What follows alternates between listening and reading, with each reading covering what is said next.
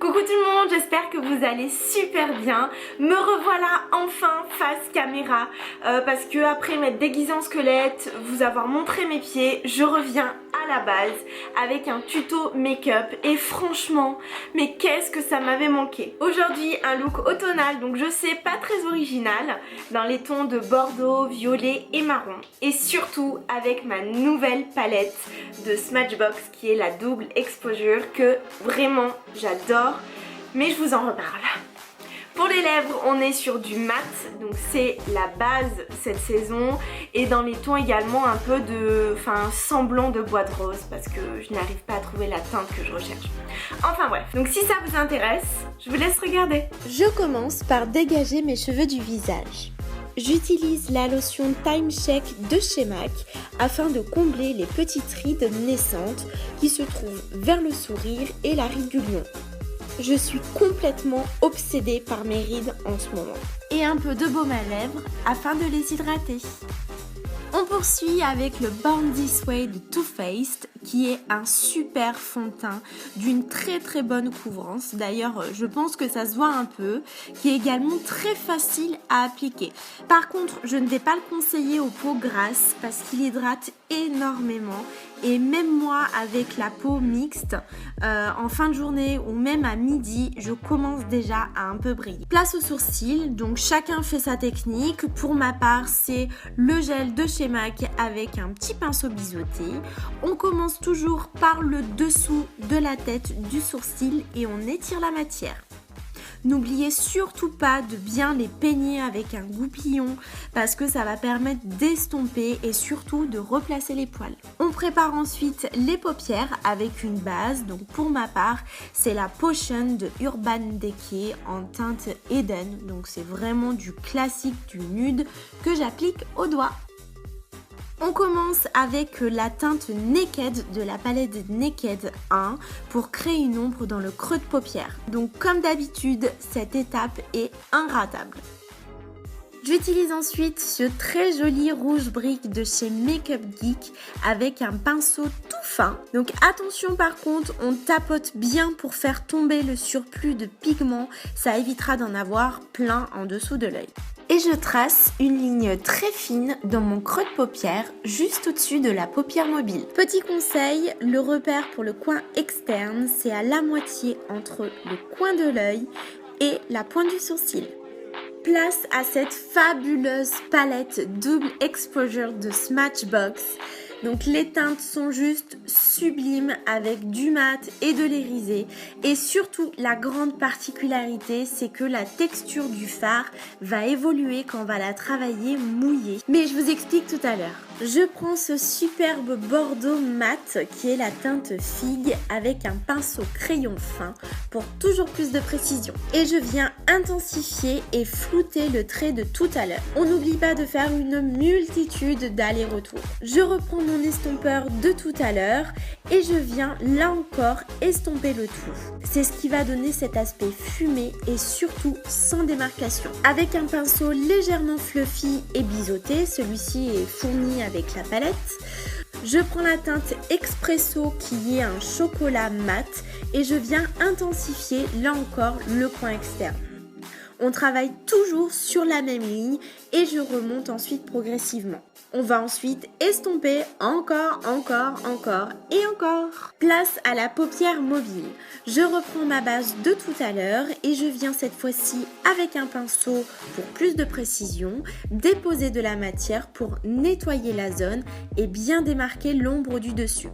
Comme si c'était un effaceur en quelque sorte. Avec un pinceau plat et ce superbe rose irisé qui est la teinte Flushed, je viens presser la matière sur l'ensemble de ma paupière mobile.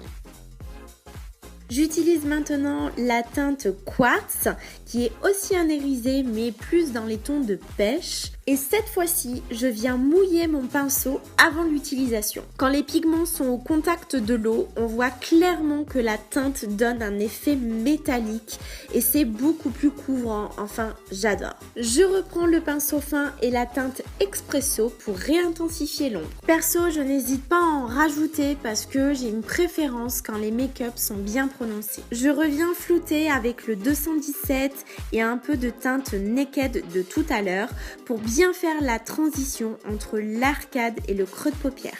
Pour les cils inférieurs, toujours avec ce petit pinceau et la teinte Figue, je viens déposer en ras de cils sur les 3/4 de la longueur. J'intensifie également le coin externe avec la teinte Espresso et j'estompe le tout avec un pinceau biseauté assez large. Je prends mon feutre liner que j'adore et je commence en traçant une ligne du coin externe de l'œil en direction de la pointe du sourcil, mais surtout je m'arrête à quelques millimètres de l'ombre. Puis je trace mon trait de liner assez fin sur l'ensemble de l'œil. Je prends la teinte Virgin de la Naked 1 pour illuminer mon regard en l'appliquant sous le sourcil et dans le coin interne. J'hésite vraiment pas à estomper avec un pinceau propre. Un peu de crayon beige sur la muqueuse pour agrandir le regard. Et le mascara avec le Better Than Sex de Too Faced qui est juste énormissime et qui donne du volume de fou. On n'hésite pas à faire des mouvements verticaux pour toujours plus de volume et recouvrir le cil au maximum. D'ailleurs, j'en mets uniquement pour l'instant sur les cils supérieurs parce que je vais devoir travailler mes cernes et je ne veux pas que ça bave. Je prends donc mon anti-cerne MAC, toujours dans une teinte en dessous de sa carnation pour illuminer le regard. Puis avec la Beauty Blender ou un autre pinceau, peu importe, j'estompe le tout. Personnellement, je préfère mettre l'anti-cerne après le fond de teint parce qu'au moins je vois le niveau de cerne à masquer. Par contre, vigilance, il faut bien estomper pour un résultat zéro trace. Je matifie le dessous de l'œil avec la Banana Powder qui va également masquer mes petites ridules. À savoir que la poudre libre va toujours donner un aspect plus naturel sur les zones à imperfection que la poudre compacte. En revanche, pour la zone T, je prends la Studio Fix de chez MAC qui va me permettre d'éviter de briller. Petite retouche des yeux si nécessaire. Et on sublime le regard avec des fossiles de chez Carousel Cosmetics en poils naturels. Donc je vous épargne la pause parce que aujourd'hui j'avais la tremblote et c'était un calvaire de les mettre. Je réchauffe mon teint avec le bronzer de The Balm et un gros pinceau. Donc aujourd'hui un semblant de contouring dans le creux des joues, le coin du front et le dessous de la mâchoire. Un blush assez neutre pour l'effet bonne mine et très légèrement de l'highlighter pour l'aspect lumineux. J'essaie d'avoir la main légère pour le teint et franchement c'est pas simple. Pour les lèvres, mes deux indispensables du moment, je commence en appliquant sur le contour des lèvres un rouge à lèvres stick Sephora qui ressemble, j'ai bien dit, ressemble à un bois de rose dont la tenue est juste exceptionnelle. Mais par contre, étant donné qu'il a un fini mat, il l'assèche énormément. Donc pensez bien à hydrater. Je poursuis avec un Jumbo Kiko trouvé l'été dernier qui est un joli rose mat également que j'applique au centre des lèvres pour un rendu ombré.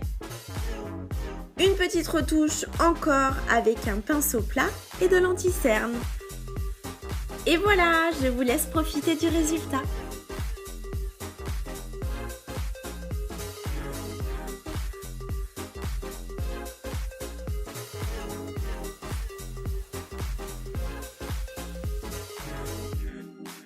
J'espère que ce look vous a plu. Je suis tout à fait consciente que moi je le porte d'une manière un petit peu soirée, même beaucoup, parce que j'ai des fossiles, parce que j'ai mes extensions Bellamy. Donc je vous rassure, je ne vais pas faire mes courses, je ne vais pas travailler comme ça. C'est vraiment juste pour vous donner des idées. Après c'est voilà, vous inspirer et c'est à vous de l'adapter selon vos besoins et vos envies. Pour toujours plus de vidéos, n'oubliez pas de vous abonner juste en dessous. En tout cas, merci à tous ainsi qu'à toutes mes fidèles. Je vous fais plein de bisous et on se dit à vendredi prochain. Bye bye.